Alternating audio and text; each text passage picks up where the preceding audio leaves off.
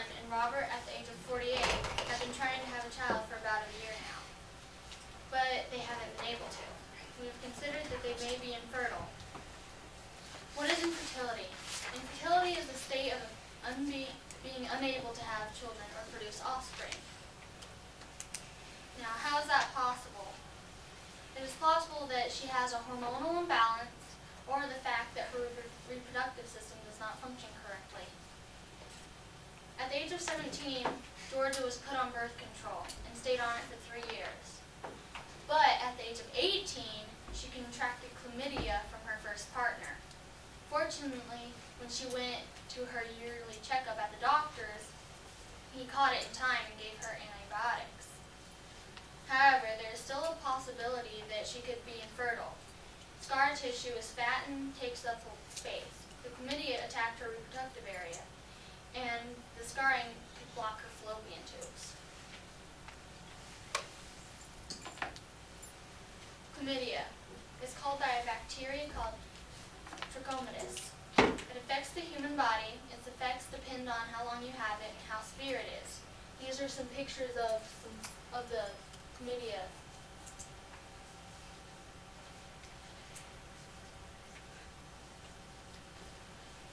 It also affects some other effects that it can have in men and women are cysts. It can affect the women by fallopian tube infections, lower abdominal pain, swelling, and human immunodeficiency virus, which is also known as HIV. Now that you have heard about the story and chlamydia, here's Deanne with the female reproductive system. My name is Deanna, and I'll be talking about the cervix, the ovaries, the uterus, and the fallopian tube. Here is a picture of just the cervix, the ovaries, the uterus, and the fallopian tube. The cervix is the lower portion of the vaginal area, and it is the cervix. It allows the sperm and the menstrual fluid to go through. This is a normal length, long cervix. This is a short length cervix. The ovaries is a reproductive organ. It is often found in pairs of parts of the vertebrate female reproductive system. This is an ovary. I do not have both pictures of the ovaries. The uterus is a major female hormone. It is also a reproductive sex organ. The reproductive sex organ is in mammals and humans. It is also connected to both fallopian tubes, which is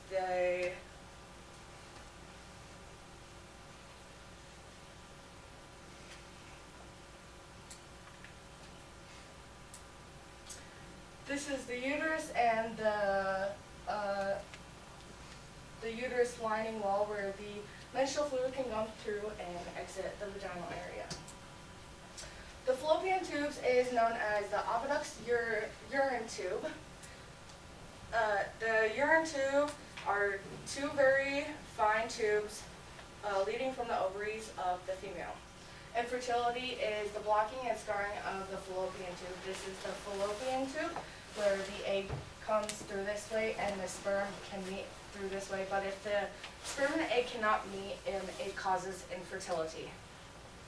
And now, Brianne Nelson with male anatomy. As Deanna said, I am Brianne Nelson, and I will be talking to you about the male anatomy and the parts and how they work.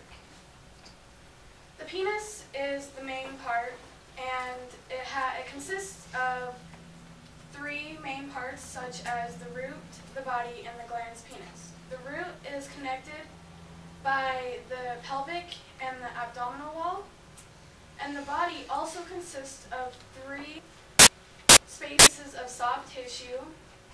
The 2 larger spaces are called corpus cavernosa, and the smaller space is called corpus spongiosa. And with this picture, you can find the corpus cavernosa on the edges, and it creates the top of the penis. And the corpus spongiosum is this area right here, and it surrounds the urinary passage. Now with the glans penis, it's the tip of the penis, and it is also the end of the corpus spongiosum. Then you have the ridge that separates the glans penis from the body, and it is called the corona. The scrotum is just the thin sac of skin and muscles that hold the testicles, and the purpose is to hold the testicles and keep them warm enough for maximum sperm development. And depending on the temperature around the body, there are muscles in the scrotum called the cremasteric muscles, and they move the testicles to keep them warm for the maximum sperm development also. And this is just a picture of the scrotum with the testicles inside. And the testicles, the shape is like an olive shape, and the functions are just to create sperm and to also produce testosterone. And this is a picture of the testicles with the epididymis behind them.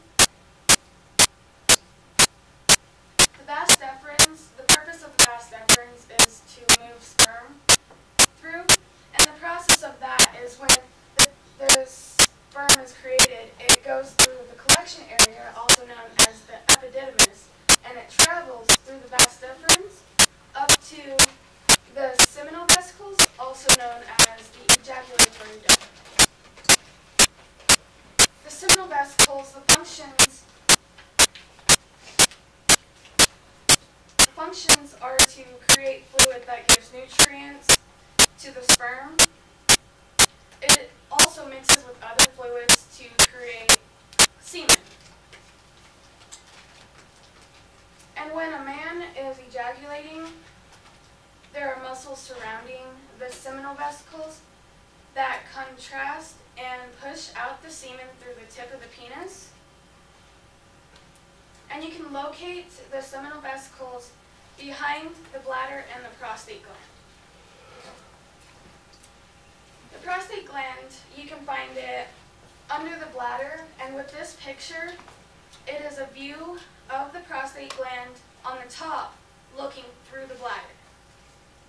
And the prostate gland, its purpose is to create fluid that supports, protects,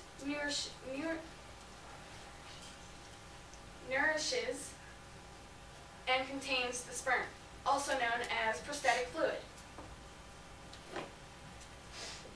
More about the prostate gland is that it keeps growing through life. But a bad thing about it is if it grows too large, it can block the urethra, which can cause urinary dysfunctions. You can find the urethra surrounded by the corpus spongiosum in the penis. And this is just a picture of the urethra from the bladder going down to the tip of the penis without the penis surrounding it. And the purpose of the urethra is to move urine from the bladder and to also move semen out through the tip of the penis. Now that you know more about the male anatomy, you will now hear the male causes of infertility by Trevor Hyde.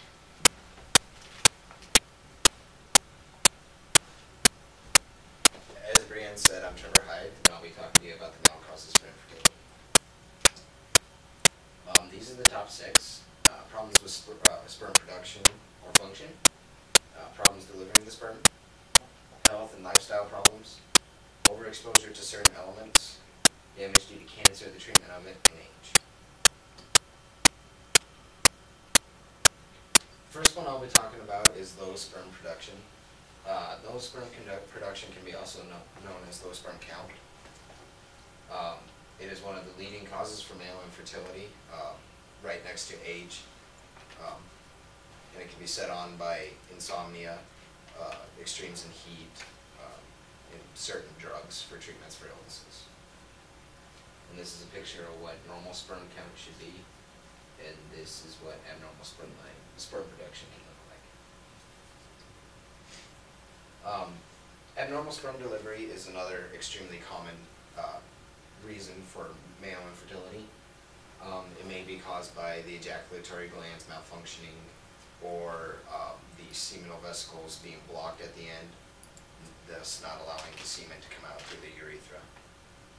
And it can be caused by the same things as those sperm production, of course insomnia and injuries down there, all those other things. The way you live your life can impact your fertility massively. Things like alcohol and drug abuse can kill brain cells. And if you kill the right brain cells, your brain can no longer send the hormonal messages it needs to the reproductive system. So it won't function right, or it won't even deliver. So it'll stop making sperm, or it won't deliver it. And smoking, which a lot of people do, can lead to testicular cancer, which can block the vas deferens, or it can actually push up against the testicles hard enough to make them pop or explode.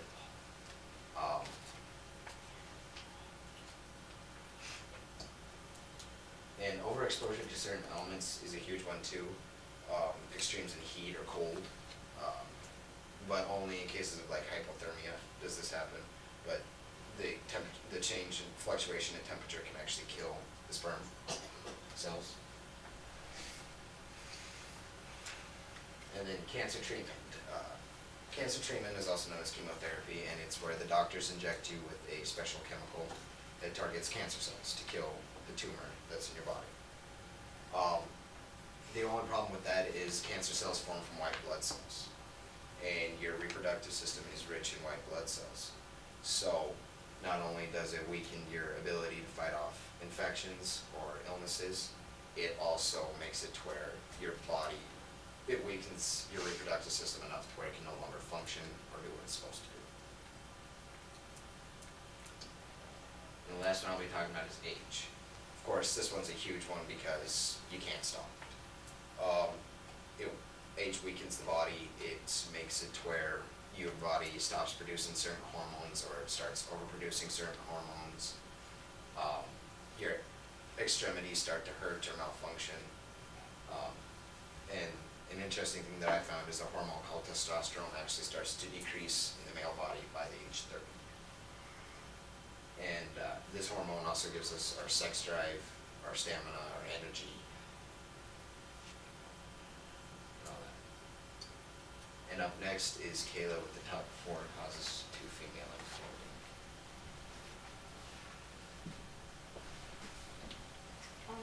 Like Trevor said, I'm Kayla, and I'll be talking about the top 4 causes of female infertility. Hormonal problems. The process of ovulation depends on the complex of the hormones and their interactions with being successful, and if any disruptions in the process, it can complicate the ovulation, and one thing that causes this is failure to produce mature eggs. 50% of unovulation cases in ovaries are not able to produce normal follicles in which the eggs can mature.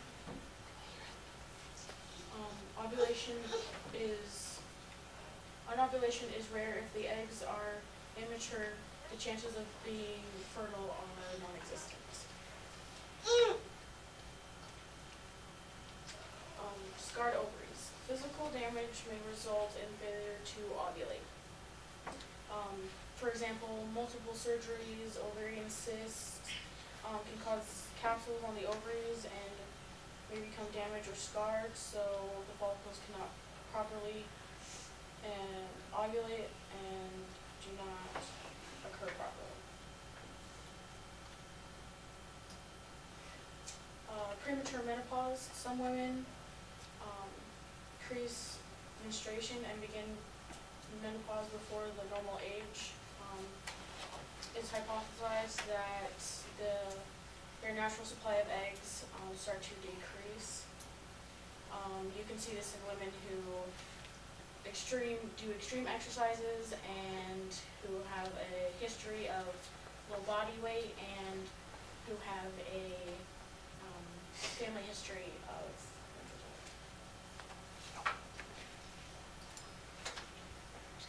follicle problems.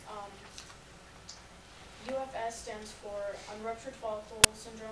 It occurs in women who produce a normal follicle with the egg inside of it, and yet every month the follicles fail to produce.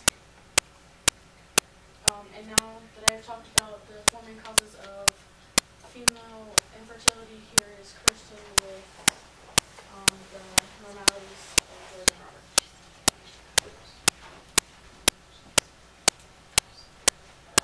As Kayla said, I'm Kirsten. I'll be talking about normalities. Georgia, she does not have any life-threatening diseases. She has no surgeries. She's been tested for STDs. She is a student at the Casper College, has no injuries, and has no family history of infertility. Like I said, she has no life-threatening diseases like cancer, which is an uncontrolled growth, abnormal growth in cells in the body, and it's a major cause of sickness and death throughout the world. Oh, yeah, she's been tested for STDs, which she had chlamydia at 18, but she had got it treated. So Robert, his normalities is that he has no STDs, he is a student, he is active, he works out 4 to 5 times a week, and he rebels for a high school team. Like, he rebels from when he was 14 to 18 all through high school. Georgia, she does not smoke. She was on the birth control pill from 17 to 20, had only 2 partners, she has no family history of cancer, and she eats healthy. She doesn't smoke, but she did marijuana briefly at age 19.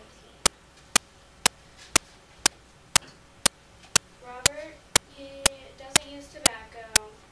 He had 2 jobs from 20 to 45. His dad had cancer, and he had several partners. So he doesn't use tobacco, but he did occasionally chew. So, and the birth control pill, what it does to you, it's controlled it's designed to disrupt this natural process. The pill contains estrogen and progesterone hormones. As a result, the pill the ovarian follicles are restricted from developing an egg and letting it leave the ovary. In a sense, the pill's synthetic hormones convince the ovary that an egg has already been released. The uterus still builds up endometrium, which is thickening the walls. The birth control pill also works by thickening the vaginal muscles, which makes it more difficult for sperm to reach the fallopian tubes. And now that you have heard about the normalities of Georgia and Robert, here's Shay to talk to you about their abnormalities.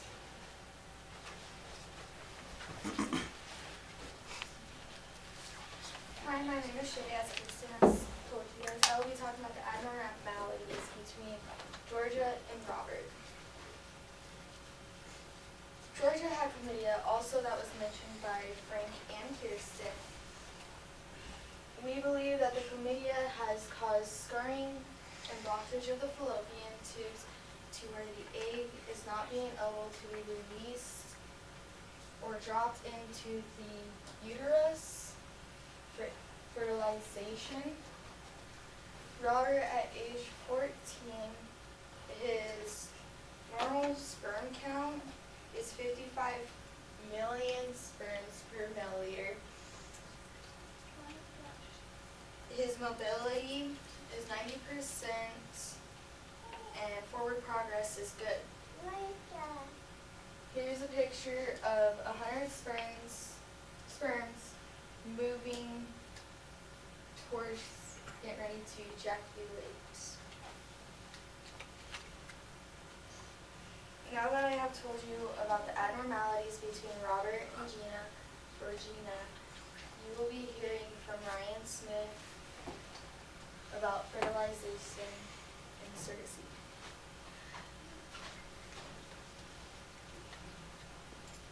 Hi, my name is Ryan Smith, and I'm going to tell you about 2 possible treatments that are available for infertility. Now, a couple of things to know. These treatments don't work for everybody. They're not the miracle cure, and you have to look at it as a hit and miss kind of thing. The first one I'm going to talk about is in vitro fertilization. Now, IVF is the process of removing a sperm from a woman's uterus using a long microscopic type needle to extract it and pull out. Then it is removed and placed in a fluid medium in a laboratory where it is fertilized, where they can inject the needle into the egg and inject sperm that has been doned from the father into the egg itself. Then the freshly fertilized egg is inserted back into the woman's uterus with the chances of establishing a successful pregnancy. Now, the process involves monitoring a woman's ovulatory process to make sure that the best eggs can be selected to increase the chances of having a live birth. Removing the ovum is with the long needle that they inject it in. They also use a small microscopic camera to guide it to make sure they don't hit anything important. They also then once they're done, they take another needle, hopefully not the same one, or they at least wash it. And they inject this egg with fresh sperm from a, well, sometimes not fresh. You know you can freeze your sperm for like $100 at a sperm bank a month. But then once you get the sperm and you fertilize the egg, you inject it back into the woman's uterus to establish a successful pregnancy to make sure that the fertilized egg is getting the nutrients it needs just like it normally would if the process had been done entirely natural. Right here is a picture of the needle injecting a sperm in the egg. Now, it might be very hard to see, but this little tiny bubble in the needle is the sperm. At least I hope it's not an oxygen bubble, because that would be bad. Right there, you might notice that an egg doesn't have what most cells have in the center of them. That's because it's a different type of cell. Right here is the needle again. All right. Another treatment that I'm going to talk about is surrogacy, which is an entirely different thing. It's not a surgery. Sperm can sometimes be collected, but it's in something entirely different. A woman from a different family carries a child for a different couple.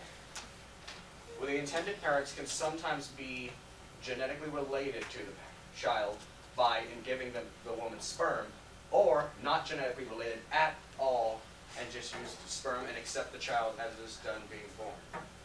Now, I've told you about 2 treatments, but there are a large spectrum of them. And here to tell you about 2 more treatments is Dakota Miller, who will tell you about IUI and fertiloplasty.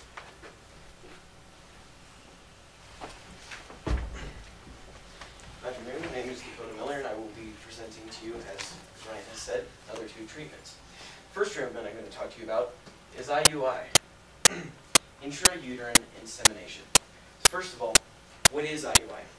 IUI is simply when a doctor places sperm inside of the woman to facilitate fertilization. This treatment doesn't involve manipulating the eggs, so in other words, it's not considered an assisted reproductive technology, or ART.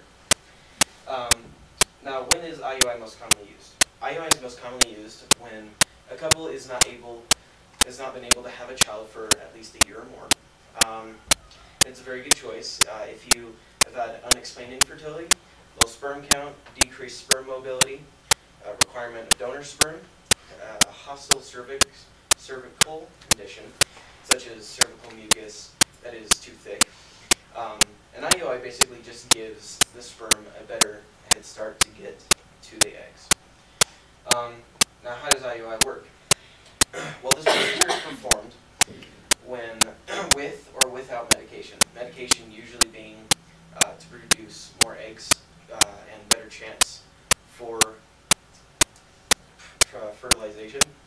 And first of all, when this procedure is performed, an ultrasound will be used to monitor the size of the follicles. And the follicles are what develop into eggs. Along with that, human chorionic gonadotropin, or HCG, is administered to stimulate the release of the eggs. And HCG is the hormone produced during pregnancy that is made by developing placenta after conception. When it is injected, the lab will separate and wash the semen, and a catheter is used to inject the semen into the woman's uterus. IUI is simply, again, just a better way for the sperm to get a head start to the eggs. It doesn't take very long before it is noticed for the woman to be pregnant. And the second treatment I'd like to talk to you about is fimbrioplasty. First of all, what is fimbrioplasty? Well, fimbrioplasty is a plastic surgery, and the purpose of the operation is to open an obstructed fallopian tube and to salvage enough function for the fimbriae within to create a successful entrapment and transport the oocyte. And what is an oocyte, you may ask? Well, an oocyte is a cell in an ovary that may undergo meiotic division to form an ovum. And a fimbriae is a series of threads or projections resembling a fringe that are found within the fallopian tube. Second of all, what is the procedure performed? Well, the procedure, first a pelvic examination is given. They then use laparoscopic instruments and insert to look for gross hydrosalpinx, or damage to the fallopian tubes. They then make an incision across the top of the vagina, just like a U. After the vagina's contents are revealed, a needle of indigo carmine is injected into the fundus. Now, the indigo carmine is a dye, and it spills into the fallopian tubes that require fimbrioplasty. The end of the fallopian tube is then opened to see the fimbriae. The fimbriae prolapses out, and then a warm saline solution is dripped into the tube. The procedure is completed, but just before sewing up, the uterine segment is pinched to check patency. Finally, why is this performed? It is performed if IVF, as Ryan has explained, or IUI is not available due to certain things. And finally, for our presentation, we have our friend Gabby to explain to us the success rates of all of these treatments.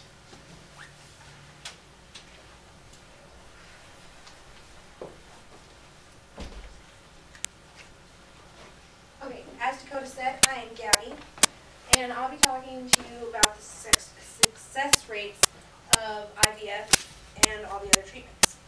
The success rate of IVF depends on a number of factors, including the patient characteristics and the treatment approaches. It is also important to understand that the pregnancy rates are not the same as the live birth rates. These are approximately the live birth rates and ages of women. We have a 35% chance of women under 35, 25% chance of women between 35 and 37, a 20% chance of women between 38 and 40, and only less than a 10% chance for women over 40. IUI, in my research, I could not find the live birth rates success, I could only find the pregnancy rates. So women under 35 only have a 20% chance of pregnancy. Between 35 and 40, only 10%. And women over the age of 40 only have a 5% chance of pregnancy. Surrogate mother, as Dakota said, ART is the assisted reproductive technology. This is the pregnancy rate, or the percentage of ART patients using a non-donor egg who use gestational surrogacy in live births. The N stands for the number of women per cycle, and then the percentage is the live birth rate. We have women younger than 35 only have a 44.6% chance. Between 35 and 37, you have 37% chance. 38 and 40 only have a 26.6% chance.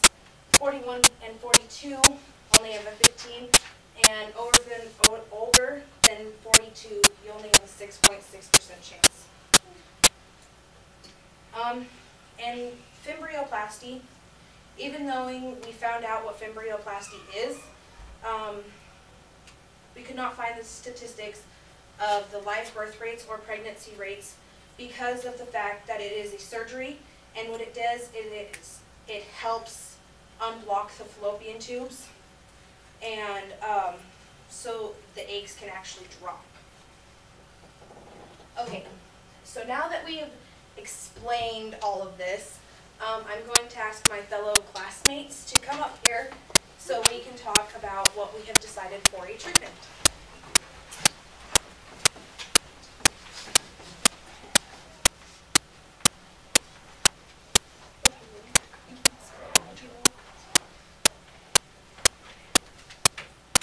Okay, so now that we're all up here, as a class, we have decided and discussed that we think in vitro fertilization would be the best way to go, because we think that our couple is the couple that needs to be impregnated, so IVF would help impregnate the woman instead of like having another, like the surrogate mother, instead of having her actually get pregnant and give